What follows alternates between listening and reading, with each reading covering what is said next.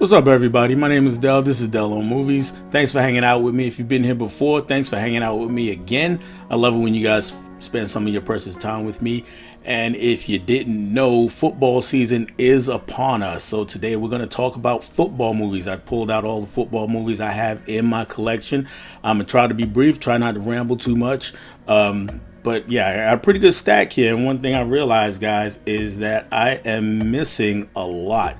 So pay attention to what I'm showing at the end of the video.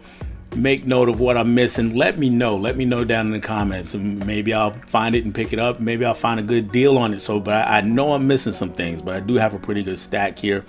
And we're going to go ahead and get into it. The first couple of movies, guys, don't really have football as a main part of the story, but there are some football elements to the movies so I thought I'd include them just for giggles, if nothing else. And the first one is The Dark Knight Rises. So again, football is not a main part of it, and if it's been a while since you've seen the movie, you might be wondering, well, what are you talking about? Well, if you're familiar with it, if you're a fan of the movie, and honestly, don't tell other Batman fans this, but I'm not really a big fan of this one.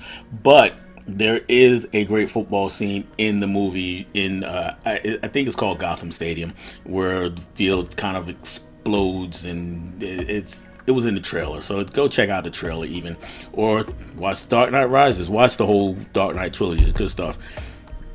Next is a pair of movies. I'm going to put these both up at the same time. They're actually rom-coms.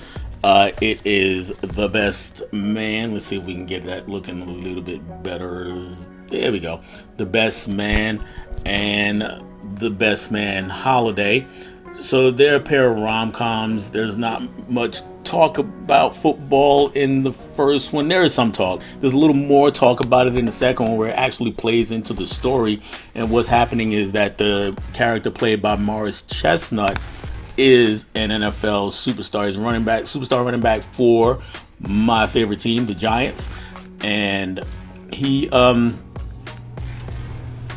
well, that's the main thing that you need to know, because this is a football video. I'm not going to go into the whole plot of The Best Man. In the second movie, Best Man Holiday, they actually filmed and take place 14 or 15 years apart. And in the second one, we meet him. He's at the end of his career, and he's trying to break the all-time rushing record. So we get a couple of football scenes in this movie. So go ahead and check out The Best Man Holiday. Good rom-coms, excellent stuff, and especially the second one does have some football elements to it. Now, everything else, I'm pulling up a pretty big stack here. Everything else has football is the main part of the story. It's the main plot of the movie, and so don't worry about any more kind of iffy things going on for the rest of it. So let's just go ahead and get into it. The next movie is Varsity Blues. So Varsity Blues follows a high school football team in Texas. This is a completely fictional movie. Lots of fun, iconic scenes. This group of knuckleheads here are the football team. James Van Der Beek was wound up being the quarterback, or he is a quarterback on the team. And it's one of those movies where the team has to come together and overcome obscurity, but it's really fun. Some of you might remember the whipped cream bikini, and a lot of you might remember is this when Billy Bob Thornton John Voight is the coach. So it's a really fun football movie. Lots of great things. Moving on to the next one, we actually go from high school to college, and that movie, or the first college movie on here, is The Program. So The Program is one of the ones that's kind of faded away a little bit over the years. Not as many people talk about The Program as they do some of these other football movies, but it is an excellent movie. James Caan stars as the coach, and his team looks a lot like Florida State, and especially when the movie was filmed, Florida State was at the top of the sport. So I gotta believe in some ways this is modeled after them, or in some ways, but it's a really good movie. We watched their program. There's a lot of scandal within their program. And we watched them deal with things like player behavior, and dealing with women even, and steroids, and being eligible for class and all sorts of things. So it's really a good movie to watch. Aside from James Caan, you got a really good cast in it. Halle Berry's in this movie. Omar Epps is one of the players. Craig Sheffer's in the movie. Christy Swanson. And they're all really, really young, other than James Caan, of course. R.I.P. to him. But check this one out. One of the things this movie is renowned for, though, it is a scene that had people doing some really dangerous things. So, people seeing famous people or things in TV and movies and then trying to do it didn't just start. One of the characters lies down on some railroad tracks, I believe, and kids started doing that in real life. So don't be stupid, guys. Just watch the movie. Don't try to be the movie. So here's the program. Next movie is Rudy, another college football movie. This one is based on a true story about Rudy Rudiger, I believe is his last name. He's a small guy. He grows up, and his lifelong dream is to play for Notre Dame, play football for Notre Dame. He's a poor kid, so he has to fight to earn his way into the school. He doesn't get a scholarship. He has to try to walk on to the team, and he just wants to play in a game. And this is one of the most inspirational movies out there, especially sports movie. It's not all 100% true, but when you're watching it, you get caught up in that, and it overwhelms you. It can overwhelm you, and it's a really, really great story. So if you haven't seen Rudy, man, you're missing out. The next one is on the other end of inspirational. This is kind of dark, kind of gritty, and we're talking about professional football players. These guys, by the way, are in no particular order, so don't think I'm ranking them or doing anything like that. Just so happens to be the order that I put them in the pile. This one is about professional football in the 70s. It's based on a book that was kind of based on the story of a real player, and they fictionalized it, dramatized it, and it gets so it makes the NFL look so bad in some respects that they actually sued to have this movie not come out. They were unsuccessful, of course, and that movie is North Dallas 40. So we follow a tight end. Is his name Jackie? I think his name is Jackie, guys. It's been a little bit since it's been a little bit since I watched this movie. But yeah, Nick Nolte is the main character. He's a tight end for the Dallas Cowboys, and we get to see him and the team in the locker room a lot and playing some games. And really the part that the NFL didn't like was all the things that these guys went through to get their body ready to play a game on Sunday. And I know that there's that kind of thing still goes on. It's probably a lot more things that guys do to get their body ready to play, because again, this was in the 70s and we're almost 50 years after this movie was made, over 40 years after this movie. So in this movie, it was just it was lots and lots of pills everywhere, and guys getting shots, cortisone shots, and all sorts of things to do to numb the pain.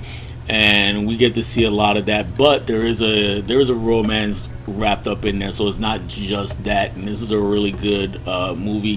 I know a lot of younger people haven't seen this one because, again, it came out in the 70s. So if you're looking for a football movie to watch and you haven't seen North Dallas 40, go ahead and give that one a go. The next movie is also about professional football players, and it also kind of makes them or make the NFL look crazy. The thing about this movie is that it's not technically the NFL. It's a fictionalized league and a fictionalized team. And if you don't, what I'm doing, guys, just because I'm talking, I'm doing this, there's a little like sticker residue over one of the main characters' faces.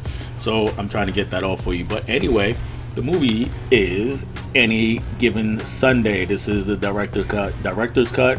Oliver Stone is the director. And for me, this is one of the best football movies ever made. Al Pacino, who had tape residue on his face, he is the coach. And you get all these guys are involved in one way or another. Basically, Al Pacino is trying to coach his team to another Super Bowl victory, or get him to a Super Bowl victory. And his main character, his star player, his aging quarterback, played by Dennis Quaid, is aging, and so there's that problem. People want him benched, and he's got the young hot shot as his backup, played by Jamie Foxx. And Cameron Diaz is the new owner to the team, and she wants certain things done. So it's a lot going on. Also in this movie, you got LL Cool J, you got Bill Bellamy, you got Elizabeth. Why am I drawing a blank on her name? The Elizabeth Berkley from Saved by the Bell is in this movie. Then you also have a lot of actual NFL players.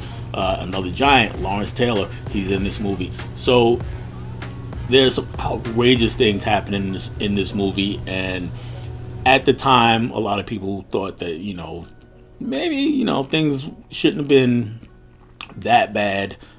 Things aren't quite that bad in NFL, and then other people are like, yeah, it is pretty bad. Other than the one obvious scene with the eyeball, and if you know, you know. If you don't, go ahead and check out Any Given Sunday. Next is I got a double feature here actually, and one is a high school football movie and the other is a college football movie. The one on top is Friday Night Lights, and this is one of the most popular football movies of all time.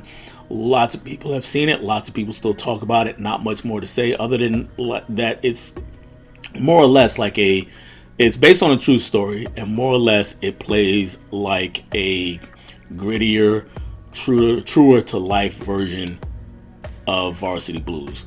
And it does come down to a really great final game at the end.